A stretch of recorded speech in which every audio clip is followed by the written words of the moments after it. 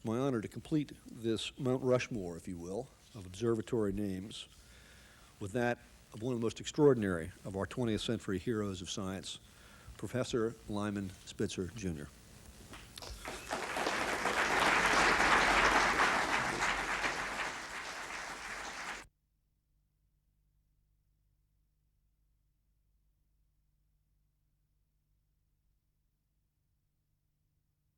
Now his memory will really live on with the rest of the world beyond the astronomical community as the Spitzer Space Telescope begins its 5-year voyage of discovery and exploration.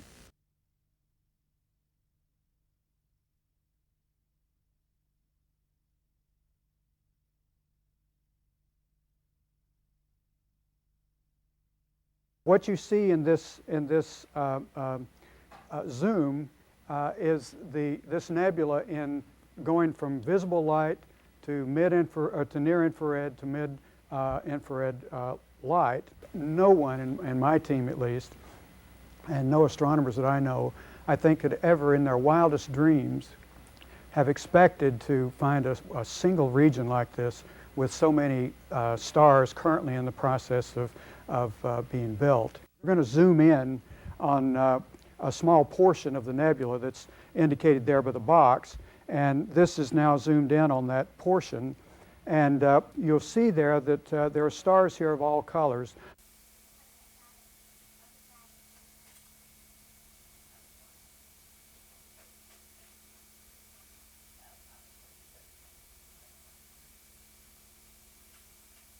The process of making planets is actually a fairly violent construction site, if you will.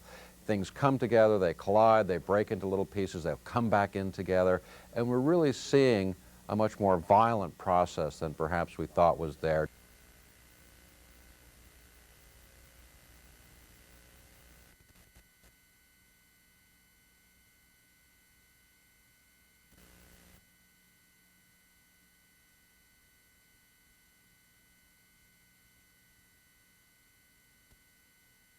The images that we have don't show a lot of detail, but they tell us something very important about the presence of an asteroid belt in stars that are known to have planets around them.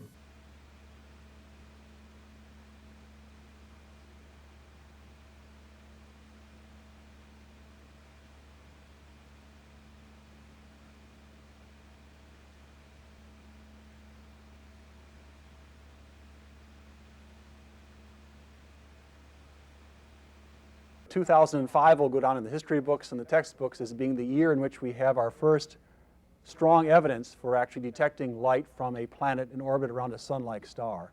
It's hard to believe how much progress we've made in the last 10 years.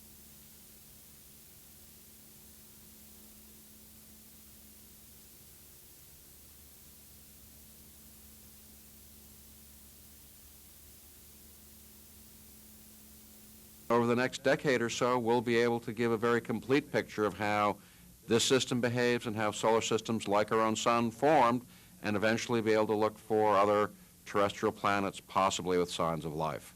Or more context to discovery and why Spitzer played such a vital role? Absolutely, Felicia.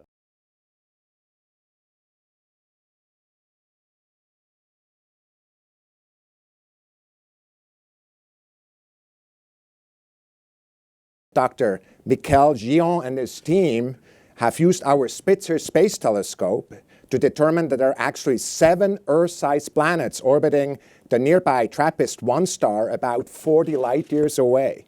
In fact, with the right atmospheric conditions, there could be water on any of these planets. So for the first time, we found as many terrestrial planets around a single star, and that's the first time we have been able to measure